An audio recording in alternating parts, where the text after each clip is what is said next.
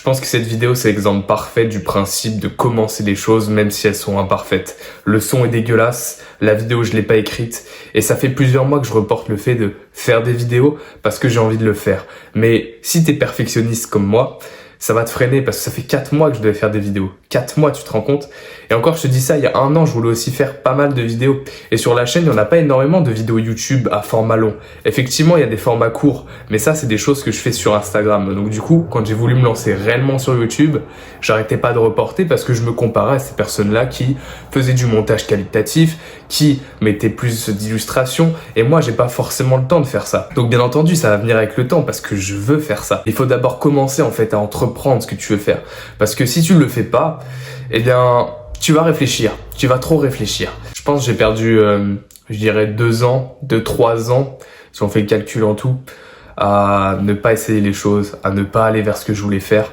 Et ça m'a coûté beaucoup parce que pendant ce temps, tu vois d'autres personnes qui avancent et en fait, tu te retrouves dans un cercle vicieux où tu nourris que le doute. Et c'est dommage parce que t'as du potentiel, mais tu le sais peut-être pas, tu vois. T'as du potentiel et il y a des choses qui viennent en chemin quand tu agis.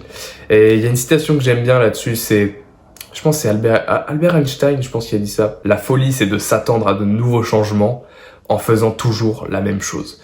Je l'ai peut-être mal formulé, mais dans l'ensemble, c'est à peu près ça. Ça résume pas mal le monde d'aujourd'hui finalement parce que on a TikTok, on a Uber Eats, on a YouTube, bref, t'as tout ce que tu veux en quelques clics, tu as ta petite dose de dopamine sur TikTok, sur toutes ces applications.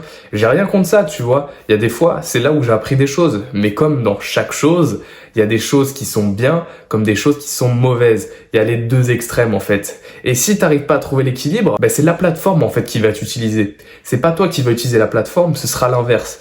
Et j'ai trop reporté ça parce que, en plus de ça, en plus du fait d'avoir des doutes, en plus de me comparer aux autres, les réseaux sociaux ne te rendent pas service parce que les réseaux sociaux sont là pour que tu restes dessus. Et donc, du coup, tu procrastines du jour au lendemain et du coup, tu as aucune volonté. Pourquoi? Parce que tu es habitué à ce que tout te tombe dans les mains. Et ça, c'est ce qu'on appelle la gratification immédiate. C'est le fait de se récompenser tout le temps. Parce que pour moi, c'est une récompense en fait, tu vois, de se donner du divertissement, de se donner, de profiter en fait. Pour moi, ça devrait être une récompense. Tu vois, tu le mérites en fait. C'est soit tu le mérites, soit tu le mérites pas. Et quand tu le mérites pas, tu taffes. Tu taffes. Et parfois, moi-même, j'ai du mal avec ça, tu vois. Donc, il faut vraiment travailler cet aspect-là parce qu'on est en train de se faire bouffer notre attention. Aujourd'hui, c'est vraiment la guerre de l'attention. C'est celui qui va attirer le plus l'attention des autres qui va gagner. Tu vois ce que je veux dire? C'est même plus la guerre de l'information, je sais pas quoi, comme on disait avant. Maintenant, t'as l'attention des gens, tu te fais un max de blé.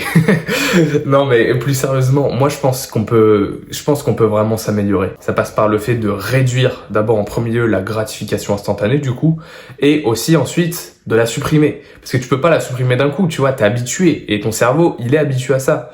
Donc, il s'agit de le faire petit à petit. La deuxième chose, c'est de passer à l'action, finalement.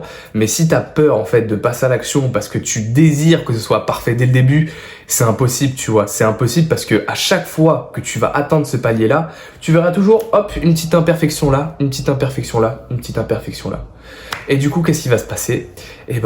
Boum. Je dirais pas que c'est de la motivation qui baisse, mais t'es moins inspiré à le faire parce que du coup, t'es plus dans la peur, tu vois. Mais le courage, c'est de le faire malgré la peur.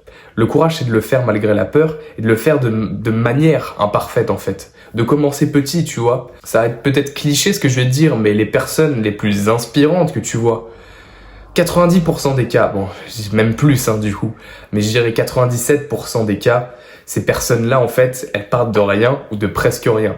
Les autres qui commencent avec plus d'argent, plus de facilité ou je ne sais quoi, c'est des anecdotes. C'est que des anecdotes. Il y en a très peu des comme ça, tu vois. La majorité de ceux que tu vois, c'est des gens qui se sont battus. Et ouais, au début, ils se sont battus et c'était dégueulasse, en fait. C'était dégueulasse ce qu'ils faisaient. Ils se sont foirés, ils ont chuté, tu vois. Donc on en revient toujours à la base du développement personnel qui est l'action avant tout. L'action. Alors c'est pas l'action de façon aveugle, bien entendu. Mais la meilleure façon d'améliorer ce que tu fais, c'est d'abord agir. Et ensuite, tu réfléchis à comment tu peux améliorer ça. C'est pas l'inverse, parce que peut-être que toi, ce que tu fais là, c'est de penser avant d'agir. C'est la mauvaise manière de faire les choses. La bonne façon, c'est d'abord d'agir et ensuite tu corriges. t'agites, tu corriges, tu t'agites, tu corriges, je vais y arriver. Mais bref, t'as compris. Et ça, c'est la bonne boucle. Fais pas l'inverse. Parce que du coup, tu penses, tu n'agis pas, tu penses, tu n'agis pas, tu penses, tu n'agis pas. Tu regrettes, ta confiance, elle chute. T'as aucun résultat, t'es pas fier de toi. Fais l'inverse. Et tu verras que parfois, tu te vois même pas toi-même progresser. Et c'est les autres qui vont te faire des retours sur ta progression. Et tu diras, ah ouais, j'ai si changé que ça, tu vois. Peut-être qu'au début, tu vas pas forcément avoir des résultats de malade. Mais ce que je veux dire, c'est que quand tu seras dans le process, tu verras. Au fur et à mesure, ça fera comme quand tu fais une boule de neige. Tu commences à la rouler, elle est toute petite, c'est galère. Et au bout d'un moment, t'as un énorme truc là. Et c'est plus facile parce que du coup, il a plus de masse et du coup, il avance plus vite parce qu'il est plus lourd.